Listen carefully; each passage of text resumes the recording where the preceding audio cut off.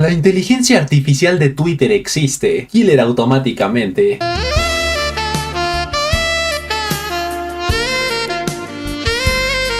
Y recuerden, amigos, no es lo mismo que te ofrezcan 2 tazas de té que 2 tetazas. Han salido a la luz 3 detalles interesantes sobre Kraven el Cazador. El primero es que debutó en Rotten Tomatoes con un 14% de aceptación por parte de la crítica profesional, lo cual de momento la coloca en quinto lugar de las 6 películas del Sonyverso en cuanto a crítica, siendo peor catalogada que Morbius y ligeramente mejor que Madame Web, ranking con el cual no estoy del todo de acuerdo, ya que para mí Kraven le da 1000 vueltas a estas dos pedorreces. De hecho, yo la colocaría en tercer lugar del Sonyverso, empatada con Venom 2 Let There Be Carnage, solo por debajo de Venom 3 El Último Baile y Venom 1. Así que tú pon en los comentarios cuál es tu ranking de las 6 películas del Sonyverso. Tú no vas a darme órdenes. Luego el segundo detalle es que si tú quieres tener músculos en los músculos y un abdomen tallado como los mismos ángeles como Aaron Taylor Johnson, la cuenta oficial de Sony Pictures compartió tanto la rutina como la dieta del mejor cazador de la historia. En cuanto a su rutina, consta de sentadillas búlgaras para tener trasero de Kardashian, fondos de tríceps para tener brazos de luchador de la WWE, puente de isquiotibiales que si con trabajo si lo puedo pronunciar menos voy a saber qué concha significa, y dominadas invertidas para tener una espalda de dios olímpico, mientras que en cuanto a su dieta se desayuna 2 plátanos grandes como mi prima, come 180 gramos de filete seguramente de carne de león y cena 200 gramos de bacalao que viene perfecto para esta época navideña. Así que si tú quieres ponerte bien sabroso barra sabrosa, les dejo la información completa en pantalla. Debes tener músculos en los ojos.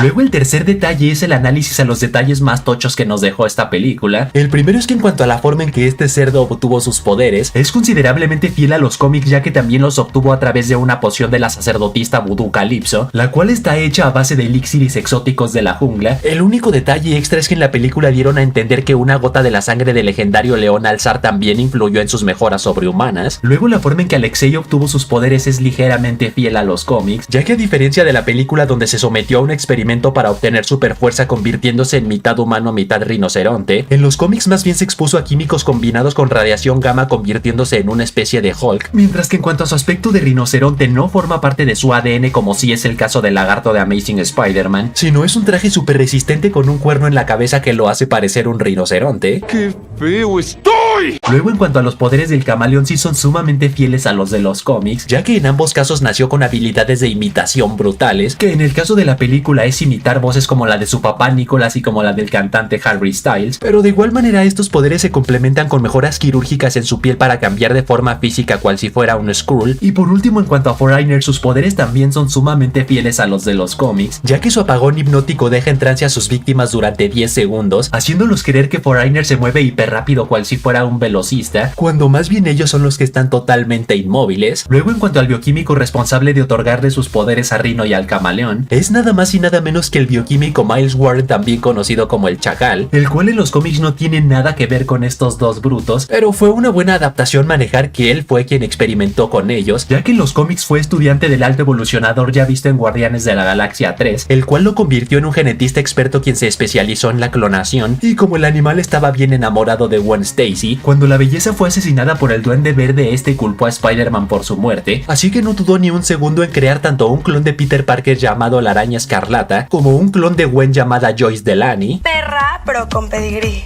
Y en cuanto a la cuarta y última noticia sobre Kraven el Cazador, es que uno de los medios más confiables de Estados Unidos asegura que el universo de Spider-Man de Sony ha sido puesto en pausa indefinidamente, siendo Kraven la última película, pero repito que de momento, ya que hay muchos medios vendiendo la noticia como que Sony canceló su universo debido a sus fracasos más recientes, pero no, la fuente original deja en claro que puso su universo en pausa. Está bien, ya entendí, no soy burro. Así que si lo vemos desde el mejor panorama posible, o sea descartando que la razón es debido a que 3 de sus 6 películas han generado pérdidas millonarias para el estudio, la razón podría ser exactamente la misma por la que la temporada 3 de What If será la última momentáneamente, o sea que como el multiverso dejará de existir en Avengers Secret Wars debido a que Doctor Doom arrastrará a las dimensiones más importantes al vacío, no tendría por qué haber ninguna película ni serie multiversal más más allá de los personajes que residan en Battleworld, que en su mayoría serán personajes de Tierra 616 del UCM, los Cuatro Fantásticos de Pedro Pascal y los mutantes vistos en la escena post-créditos de The Marvels, ya que absolutamente todo el resto de sagradas líneas, ramificaciones y dimensiones serán borradas de la existencia, teoría la cual se refuerza por dos motivos. El primero porque esta fuente asegura que Sony se quiere enfocar a full en Spider-Man 4 de Tom Holland, en Spider-Man Beyond the Spider-Verse y en la serie de Spider-Man Noir de Nicolas Cage. Luego el segundo porque hace apenas unas semanas tras el éxito de Venom 3 en taquilla, dieron luz verde a su saga simbionte que estará protagonizada por el agente Venom de Flash Thompson, o sea el pibe al que un xenófago le devoró las piernas y fue rescatado por el general Rex, también la simbionte candente Agony de la doctora Payne, y tendrá como villano principal al dios de los simbiontes Null. Y el tercero porque así como en los cómics Reed Richards restableció el multiverso poco a poco, en el UCM podría suceder exactamente lo mismo y por lo tanto en la próxima saga tendremos tanto la temporada 4 de What If como el regreso del universo pedorro de Sony. ¡Déjenlo morir! ¡A morir! ¡A morir!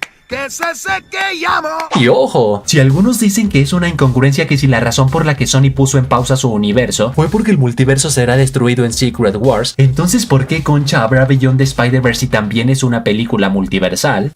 Esa película podría tener un trato similar a Ant-Man 2, la cual a pesar de haberse estrenado antes de Infinity War cronológicamente está ambientada antes, tan es así que hasta su escena postcréditos fue cuando la familia Pym se desvaneció por el chasquido, por lo que en el caso de Beyond the Spider-Verse, esta podría terminar con la Tierra 1610 de Miles Morales siendo arrastrada al vacío por Doctor Doom, y esa será la manera en que el cerdo llegará al UCM para ser el pupilo de Peter Parker. Entonces yo soy tu maestro.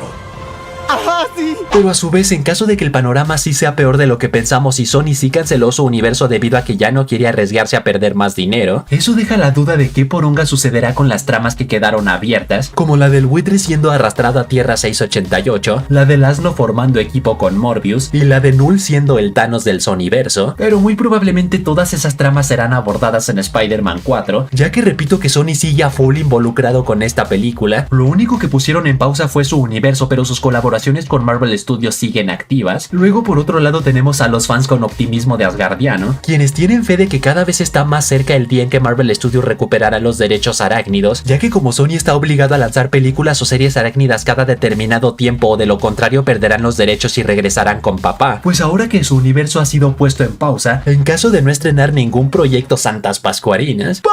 dudo que Sony quiera dejar perder una de sus minas de oro más grandes, ya que todavía tienen opción de dar luz verde a Spider-Man 4 de Tobey Maguire, a Amazing Spider-Man 3 de Andrew Garfield, a conformarse con que Marvel Studios haga todo el trabajo difícil y ellos solo se sienten esperando recibir su cheque, y aparte repito que aún tienen en desarrollo Beyond the Spider-Verse y Spider-Man Noir, por lo que antes de siquiera pensar en vender los derechos de Spider-Man, seguro primero buscarán conseguir a su versión de Kevin Feige para Marvel Studios y James Gunn para DC Studios, o sea un mandamás talentoso con mucha visión y con mucho amor para crear el universo arácnido que los fans se merecen. Qué buen sermón, ¿verdad? Y así que hasta ahí, chavales, hasta ahí. Tú pon en los comentarios si te gustaría que el Sonyverso continuara o si prefieres que lo cancelen definitivamente. Y recuerden suscribirse y campanation, que ya casi somos 160,000 chincuncuyas en el canal. Y saludos para Samuel Flores, Lino Alonso, Danilo STR, Diego Luis Pérez, Rodolfo Yete, El Chacal, Gianfranco que dice: Giller, la serie de Spider-Man Noir tendrá una historia de origen brutal. Esa es una historia de origen brutal.